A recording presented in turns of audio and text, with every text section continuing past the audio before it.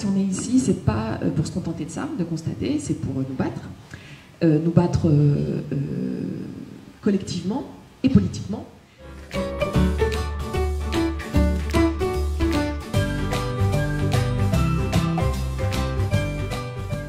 C'est comme ça qu'on se retrouve dans un certain nombre d'établissements avec des élèves qui sont discriminés, non pas parce qu'ils portent un voile islamique, mais parce qu'ils portent un bandeau trop large, une jupe trop longue, etc.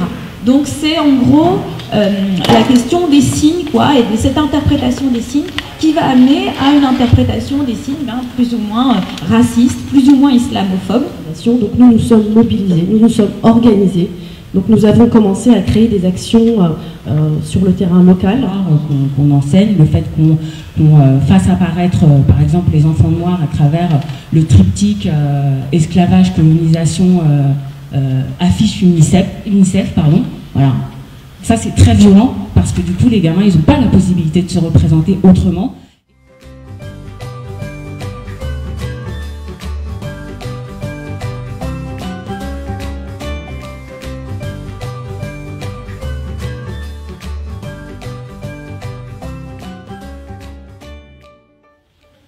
Comment transmettre? Et moi, j'ai rien trouvé de mieux, tout à l'heure quelqu'un le disait, j'ai rien trouvé de mieux que la culture. C'est aussi une manière de dire que cette langue, que ma culture existe, que je ne suis pas l'enfant de rien ni de nulle part. On a souvent des équipes pédagogiques majoritairement blanches qui viennent avec l'idée consciente ou inconsciente, mais un peu de civiliser en quelque sorte nos enfants.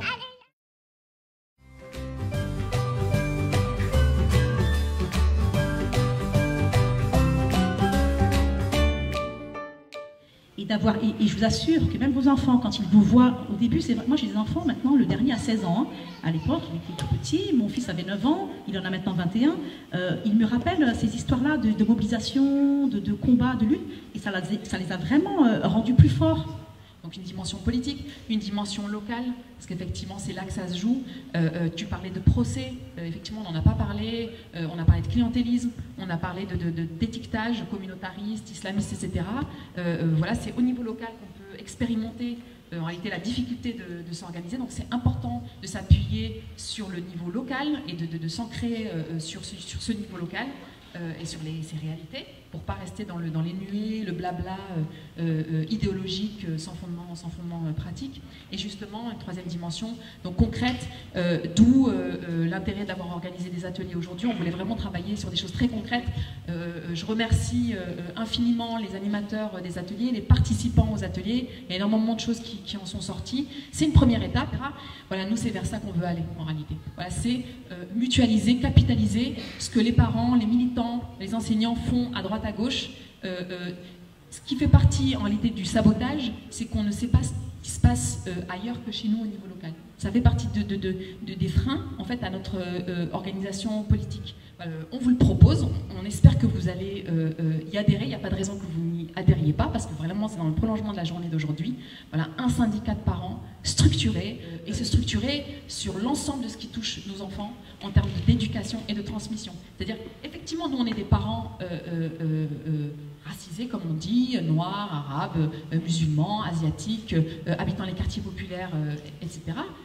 C'est une chose, donc on a un point de vue situé, comme on dit, on est situé socialement, politiquement, mais c'est pas pour autant qu'on doit se contenter, qu'on doit réduire notre champ de lecture, notre champ d'action à la question du racisme ou de l'islamophobie.